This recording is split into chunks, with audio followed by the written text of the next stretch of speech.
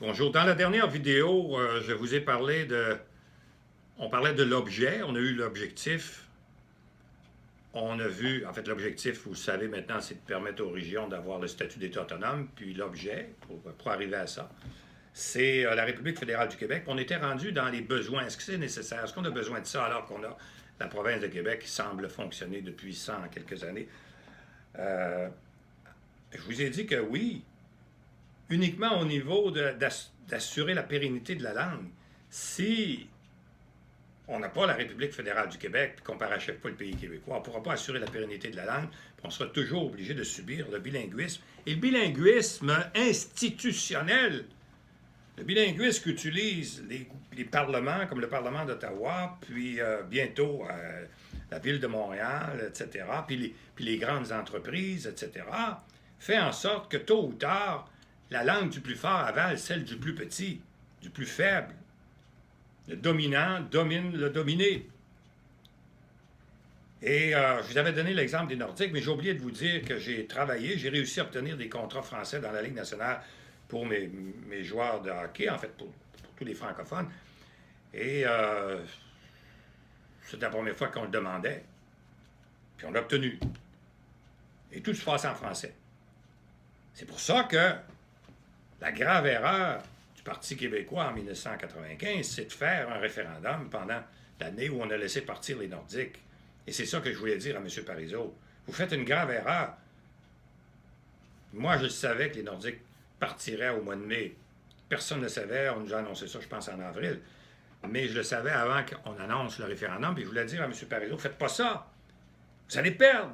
Parce que c'est à Québec que ça va se passer. Les Québécois de la région, de la grande région de Québec, avaient acquis la conviction qu'on était maintenant dans la Ligue des grands. On n'était plus les meilleurs parmi les plus petits. Les Remparts, puis le Rouge et Or, c'est fantastique, mais on jouait avec des mineurs. Là, on était rendu dans la Ligue des grands, contre Chicago, New York, Los Angeles, Montréal. Là, on se sentait, nous, à Québec, gonflés à bloc. Puis on jouait contre Montréal, la puissance de Montréal, de Toronto, etc. Et voici que les Nordiques vont partir.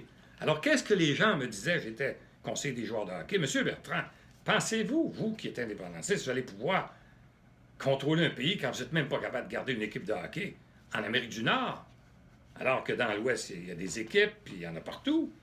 Vous ne serez pas capable. Donc, on perd confiance en vous. Je voulais dire ça à M. Parizeau. Et j'avais une stratégie pour éviter que les Nordiques partent en 1995. J'avais même une stratégie juridique que j'ai conservée dans ma petite poche d'en arrière.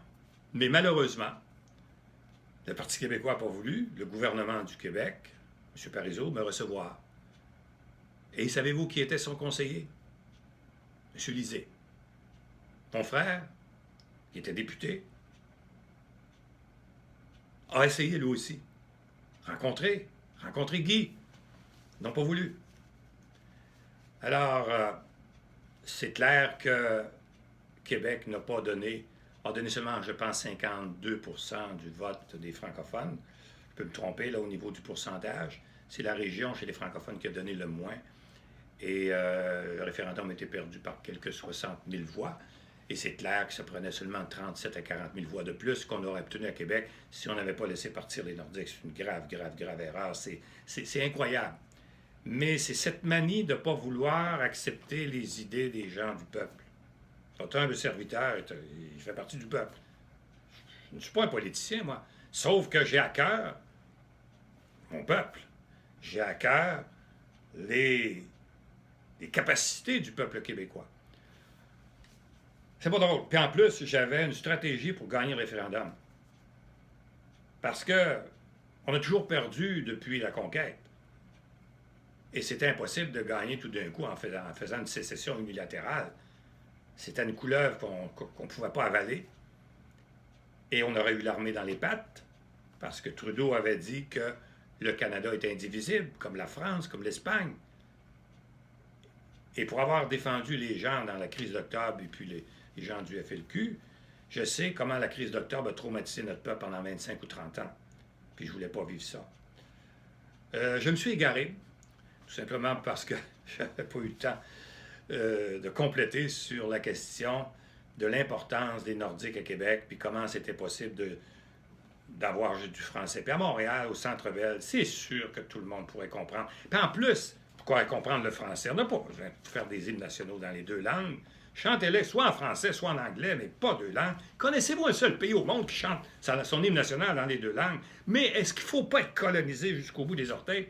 Mais à l'époque, on restait assis, on huait. Aujourd'hui, les gens sont comme une grenouille dans l'eau tiède. L'eau tiède, c'est bilinguiste. Oh, c'est bon l'eau tiède. Puis là, c'est bilingue, anglais, français. On n'a pas trop connaissance, on s'endort. Puis au moment, un petit peu plus d'anglais, on n'a pas connaissance non plus. Et l'eau devient de plus en plus bouillante, bouillante. Ça, c'est de plus en plus d'anglais. Puis à la fin, la grenouille n'est plus capable de sortir de sa baignoire, de sa bouilloire, pardon. Écoutez, on a beaucoup de choses à se dire. Vous voyez comment on va avoir des grosses décisions à prendre. C'est pour ça qu'il faut que vous deveniez membre du mouvement Liberté-Nation. On ne pourra pas prendre ces décisions. C'est vous, les membres, qui allez décider qu'est-ce qu'on fait. Est-ce qu'on reste un mouvement ou pas? C'est sûr que plus on sera nombreux, plus on sera influent. On a dépassé Option nationale. On veut dépasser Québec solidaire, qui sont là depuis 10 ans. Nous, on est là depuis 6 mois environ. Puis on est déjà rendu à au-delà de 2000. Allez-y, vous allez voir qu'on va faire quelque chose. Ceux qui veulent s'instruire, qui veulent lire, j'ai trois volumes, vous allez sur manuscritdépôt.com, puis vous allez avoir les liens, puis les livres sont gratuits. Qu'est-ce que vous voulez de plus? Il y a 3 livres. Si vous me permettez, je vais aller vous les montrer une autre fois pour ceux qui ne savent pas encore. Alors, ce sont les 3 livres qui expliquent le pourquoi, qui expliquent le comment, le projet Liberté-Nation, puis qui explique la conclusion, bienvenue à la République fédérale du Québec. Et si vous ne voulez pas lire, puis que vous êtes comme mon père, qui était un analphabète, ben vous allez voir le documentaire, ou qui n'aimait pas lire, vous n'avez pas besoin d'être analphabète, www.républiquefédéraleduquebec.com, un documentaire qui n'est pas payé par l'État et qui vous renseigne sur le projet. On va continuer sur la nécessité d'avoir la République fédérale du Québec dans la prochaine vidéo. À bientôt.